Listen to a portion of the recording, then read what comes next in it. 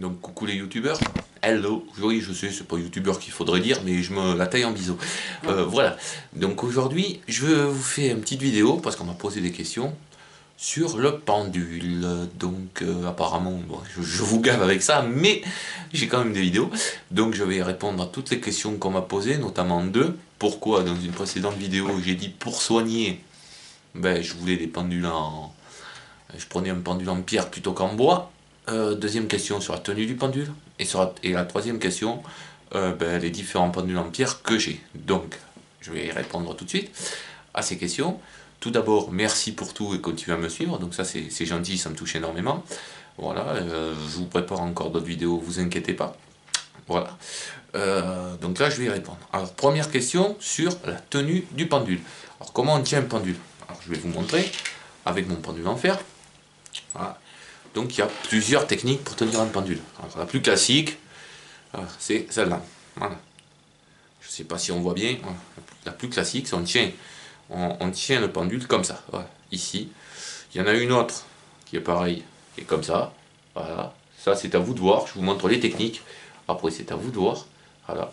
Moi, celle que j'utilise le plus souvent pour être sûr que ma main ne bouge pas. Bon, il y en a deux que j'aime bien. Donc la première. Une que j'aime bien, c'est comme ça, c'est-à-dire la main ouverte. Hein. Comme ça, on est sûr que, ou même fermée. Comme ça, on est sûr que si on veut faire bouger le pendule, eh ben, c'est la main qui bouge, quoi. Et la deuxième, c'est celle-ci. Donc, le pistolet. On fait la technique du pistolet. Pourquoi? Ben, parce que, pan, pan, pan, pan. On prend la chaîne, on fait un tour, deux tours, trois tours. Moi, je fais trois tours parce qu'elle est un peu longue. Et voilà. Et je la tiens comme ça. Donc ici, on peut replier la main, et là on est sûr que c'est la totalité du... Si je veux le faire tourner, voilà, c'est mon bras qui bouge. Alors que là, regardez, hop, je bouge pas ma main, je vais essayer de me mettre un petit peu là pour qu'on le voit, voilà. Là je bouge pas ma main, vous voyez, on voit pas ma tronche, mais c'est pas grave, voilà. Là regardez, je bouge ni ma main ni quoi que ce soit, et là, il tourne. Vous voyez? Voilà. Donc, bon, ce que vous entendez couiner, c'est mon petit chien, vous inquiétez pas, il est pas malade, c'est juste qu'il aime pas trop que je fasse des vidéos, que je m'occupe pas trop de lui. Mais je m'occupe de lui juste après celle-là. Donc, deuxième point, pourquoi je préfère les pendules en bois, en pierre, pardon, plutôt qu'en bois. Alors, tout simplement, c'est une question d'affinité, voilà. Alors, ça paraît idiot ce que je vais vous dire, mais c'est une question d'affect. Un pendule comme ça en pierre, hein, comme j'ai là, hein, moi je suis dans une région venteuse, vous pensez bien que ça a moins de prise au vent qu'un truc en bois. Voilà. Et puis ça crée un petit peu moins. Si je le laisse dans la poche, j'ai pas peur qu'il travaille, même s'il passe à la machine à laver. Oui, ça m'est arrivé. Donc c'est pour ça que je pose la question. Bon, ben, il va se laver, et puis voilà, quoi. Alors que le pendule en bois, moi je trouve qu'il y a trop de prise au vent, personnellement. Après, si vous en avez, gardez-les. Je dénigre pas du tout les pendules en bois.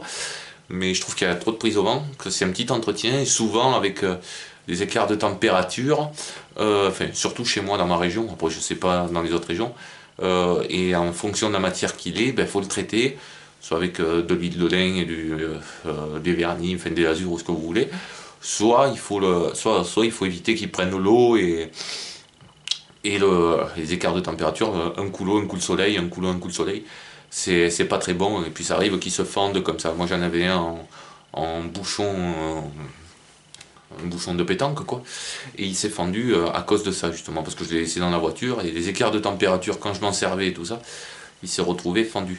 Donc après c'est peut-être la matière qui était pourrie aussi, hein, ça c'est pas impossible, voilà. Mais j'ai rien contre les pendules en bois, ça c'est très utile, qu'ils soient en bois ou en pierre, je le répète, c'est très très utile quand on est sous des lignes haute tension, parce que bien entendu vous imaginez que la pierre, elle réagit pas, le bois c'est pareil, contrairement à lui qui est en ferraille, même si c'est lui que j'ai 99% du temps, lui il va réagir sous un truc sous une ligne à haute tension, alors que c'est pas forcément le cas pour des trucs en pierre. Donc voilà, donc l'important c'est aussi de demander si quand vous faites une recherche, ou avant de partir faire une recherche si c'est proche de chez vous, s'il y a des lignes à haute tension. Voilà, parce qu'on ne travaille pas pareil sous une ligne de tension ou pas.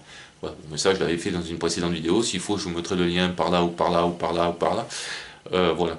Et donc maintenant les différents pendules que j'ai et que je me sers, voilà, pour travailler. Bon, je me sers pas de tous parce que j'en ai un camion, voilà.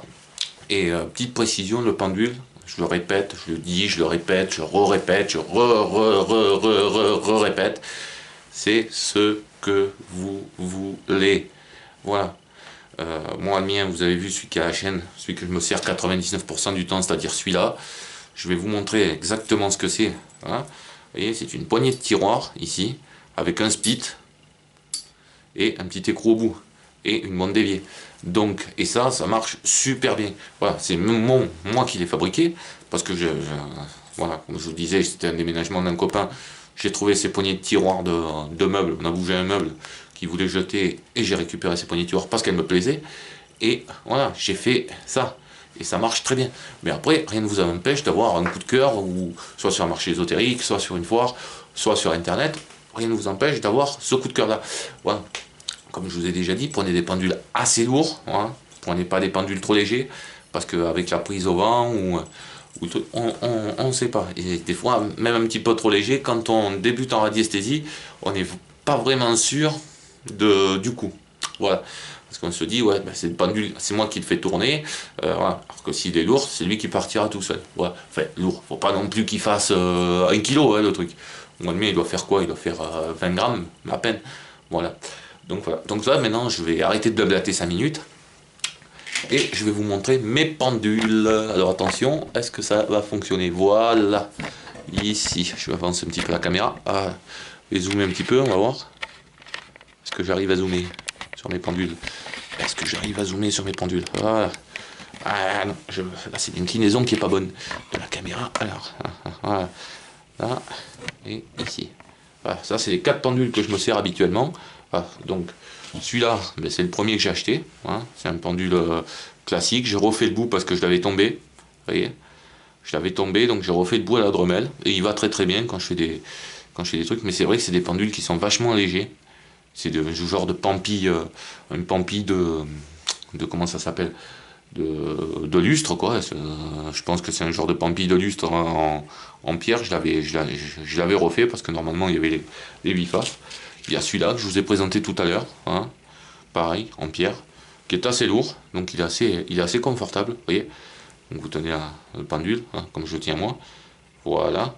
Donc ça, celui-là il me plaît bien, il est assez lourd, je m'en sers de temps en temps. Voilà. Donc le fameux pendule 7 chakras que j'avais parlé dans une vidéo. Hein. Pourquoi 7 chakras? Ben, si vous comptez, hein, vous avez 7 couleurs pour les 7 chakras. Celui-là je m'en sers la plupart du temps pour soigner, hein.